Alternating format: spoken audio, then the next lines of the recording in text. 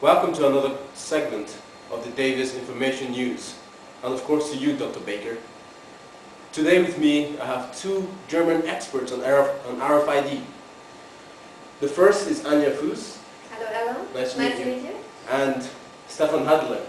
Hello, it's a pleasure to be here. Pleasure meeting you too. RFID is simply radio frequency identification that is used to identify people or objects. It's simply a generic term used to refer to those technologies that identify people. And there are several ways of doing this identification, but the most common method is to put on a serial number, which is used in identifying these people. And that is what I understand from the studies being said right now. But I'm going to ask Mr. Hadler, is RFID new? Well, RFID is a proven technology that's been around since at least the 1970s, and up to now it's been too expensive and too limited to be practical for many commercial problems. But if tags can be made cheaply enough, they can solve many of the problems associated with barcodes. Thank you, Mr. Hadler, for that fine answer. And now today, what companies use RFID? You know, hundreds of companies are actually using RFID basically to improve internal efficiencies.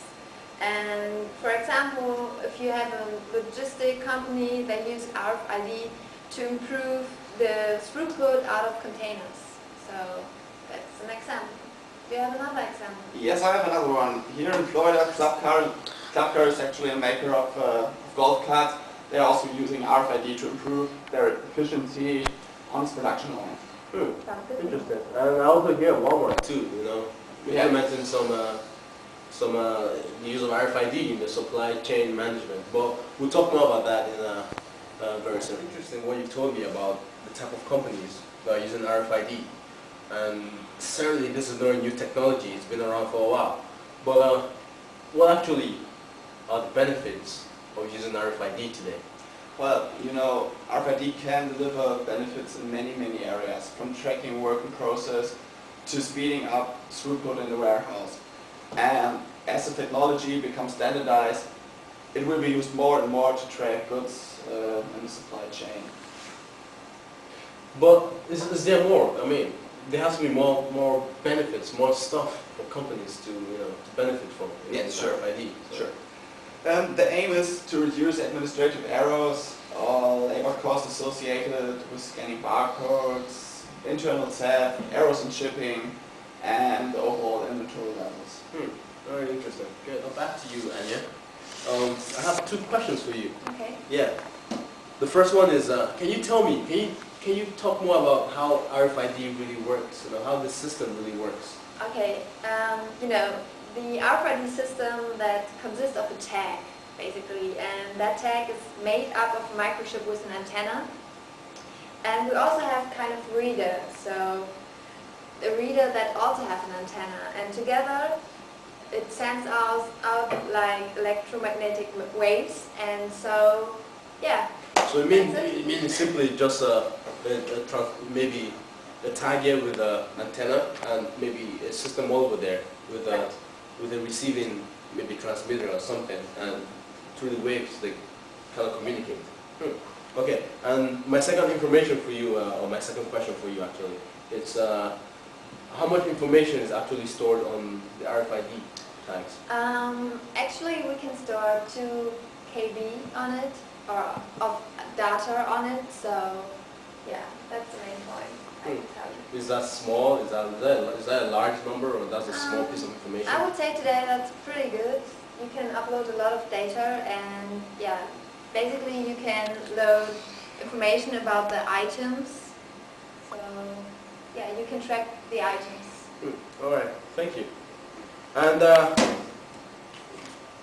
going over for a brief commercial break, and we'll see you when we get back. Thank you. Welcome back to the second segment of our RFID talk today on the Davis Information News.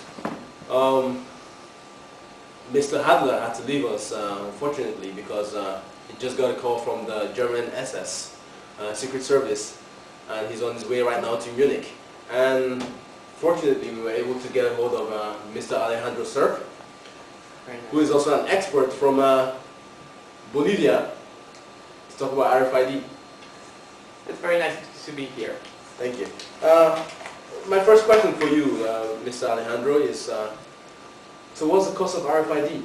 We hear about RFID everywhere. How much does it cost? I know, that's one question I get a lot. But the thing is that since companies don't have a cool price based on the volume, it's very difficult to get a base price. But generally speaking, it costs around 50 cents. And 50 cents for just one small tag? Or? yes. And most readers cost from $500 to $2,000, depending whether they are low or high frequencies readers. And but the prices of the readers are expected to fall as companies purchases them in large volumes. And also the cost can vary depending on the application, the size of the installation, and the type of system, and many other factors. Back to one of the questions I really wanted to ask, and this is an open question, you know, any of you can answer this question. It's what are the issues with RFID? And I'm looking for maybe positive or negative, or really what are the issues? Well, that's a very good question. I mean, some people have a question whether electromagnetic fields generated by power lines, mobile phones, RFID readers, and other wireless devices may be harmful to the human health. But scientific methods have shown that electromagnetic fields exposures well below the limits recommended by international guidelines have not really revealed any negative health effects, and RFID readers is one of them. And there's also one more issue concerning RFID, and that is, since RFID technology is a labor-saving technology, it's likely that some tasks will be automated and some jobs will be lost. But since workers are needed to scan barcodes, that transition between RFID and barcodes will be somewhat difficult. So what you're telling me is, from the first statement, is that really we have nothing to fear from RFID in terms of radiomagnetic waves? No, not at all. Okay. Not at all. And concerning the jobs, I mean, it will take time between RFID and the transition between RFID and the barcodes. So jobs should not be concerned right now. And plus, there's a lot of other components with barcodes. I mean, you have to move the products and restocking shelves. So we will need jobs. Okay. In addition to that, I would like to say that RFID can also improve worker safety. So it has a big potential that machinery can be set up only for workers who are able to work with machinery. So that's a good point, I would say. And in addition to this, another issue is that RFID can also improve the in-store marketing. So like you're having a shopping cart, and you drive with the shopping cart through the grocery store, and then RFID can give a signal so that you can see special advertising to the products you have in your cart. So that is the future. So, thank you for joining us today for that interesting piece on RFID technology. Tune in same time tomorrow for another segment of Davis Information News. Thank you.